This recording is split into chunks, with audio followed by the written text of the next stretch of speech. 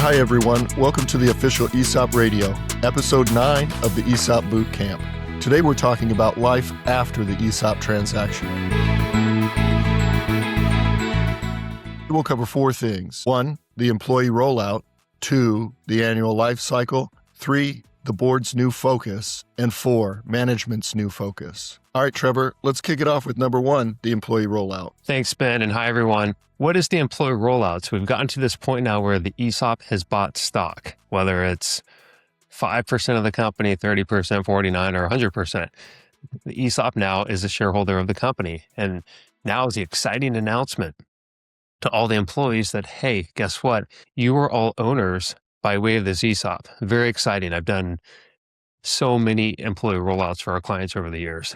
It's very important. The messaging is very important. We spend time with you to develop how you want to convey why you decided to go down this ESOP path, what it means for the company, the future, and so on. Usually it's a combination of in-person events. Those are typically the most effective, getting everyone together. If you're a large company with people, spread out, then a combination of in-person plus Zoom, Teams meeting, that is really effective as well. So we cover such things as what the ESOP means to the employees, getting them jazzed, getting them excited that now they have skin in the game, and also showing them what that runway looks like to build ESOP wealth. So in a nutshell, employee rollout, very exciting, and it's all about messaging and conveying what the future of the company looks like. And as an employee, I'd want to know that, because why do I want to stay here when I could possibly go somewhere else? And the answer is, I have skin in the game now. And I'm an owner, and I'm going to work harder, smarter, because I want that ESOP value to be meaningful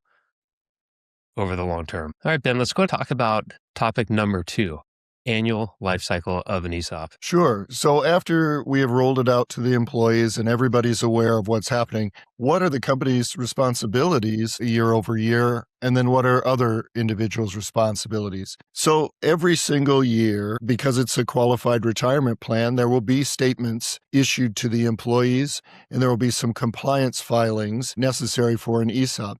And TPA firms like us handle the Form 5500. You have one for your Menke as well, if you've got one of those in place. So things like that all happen behind the scenes by a TPA firm like us. Additionally, because that stock isn't traded on any stock exchange, an annual valuation will have to occur. And the appraiser handles this, and a trustee will accept and set the value based on the appraiser report. And those 2 things happen every single year, and the appraisal needs to be an independent third party, and so that's why an outside appraiser is hired. And then a TPA firm will handle the statements and the compliance filings. So as far as those responsibilities, that's pretty cut and dry. But Trevor, as far as number 3 is concerned, the board's new focus, you want to shed some light there? Depending on if the ESOP acquired a minority or controlling stake, there is likely going to be changes to the board. And it all depends on where we started off in terms of your board. Do you have independent members on there now? Is it professionalized? What is the governance? And this is all part of the negotiation. But let's assume a control sale and the trustee negotiated the addition of independent members. So you close the ESOP transaction, and guess what? Now you have time. Usually there's time codified in the negotiation to professionalize the board. So you can't do it, on day one. So First, the board needs to go out and identify qualified independent board members. Often you're going to be looking for people who fill a gap, like maybe you're an industry expert, you're the CEO, and you have that industry expertise. Maybe there's a finance gap, maybe not. Maybe there's a strategic gap, maybe not. And maybe there's a technology, an AI gap.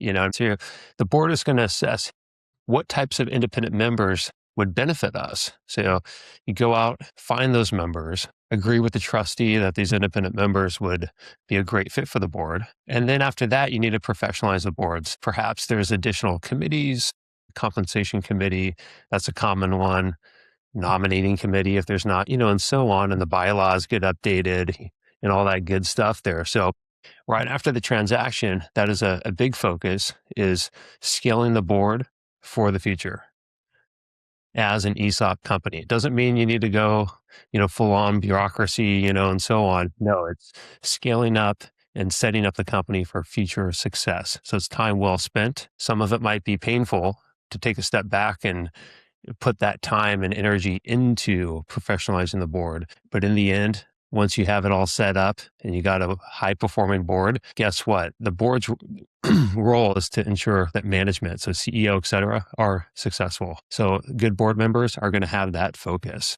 They're not there to independently run the company at all. Guess what? Management runs the company. The board oversees management. So that's in a nutshell. And then let's talk about management's new focus after the ESOP transaction. Yeah, Trevor. And I think your point about a strong board is very important here, because once that board has been determined, management is free to go about their business and focus on the company. And so kind of piggyback with the employee rollout is motivating those employees and educating them into, what does the ESOP mean for you?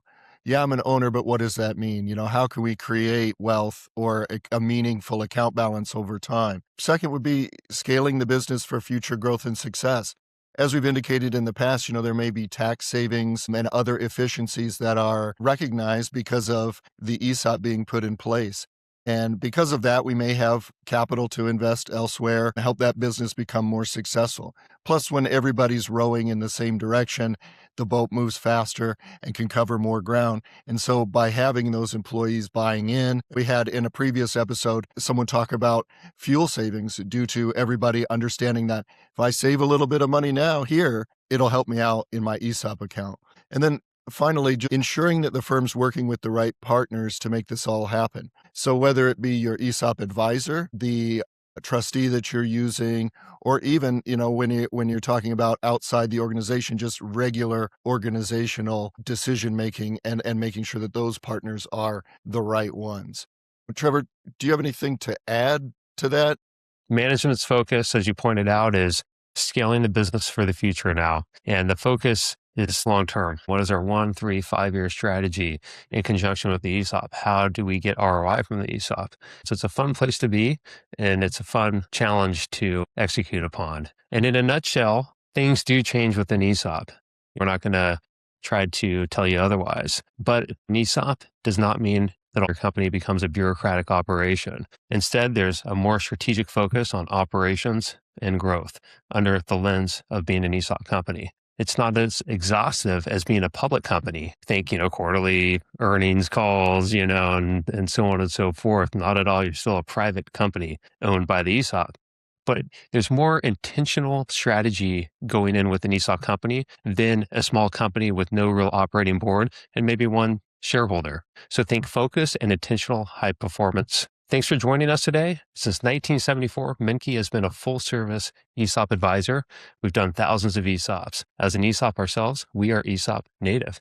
Connect with us on LinkedIn, ESOP Radio page, Menke page. Also check out Menke.com, where we have client case studies and a wealth of ESOP information. Reach out to us if you want to learn more about our ESOP fit analysis. Have an awesome day, everyone, and join us for episode 10, What Employees Actually Experience in an ESOP. And by the way, I'm Trevor Gilmore, CEO of Menke. And I'm Ben Spadt, investment banking with Menke.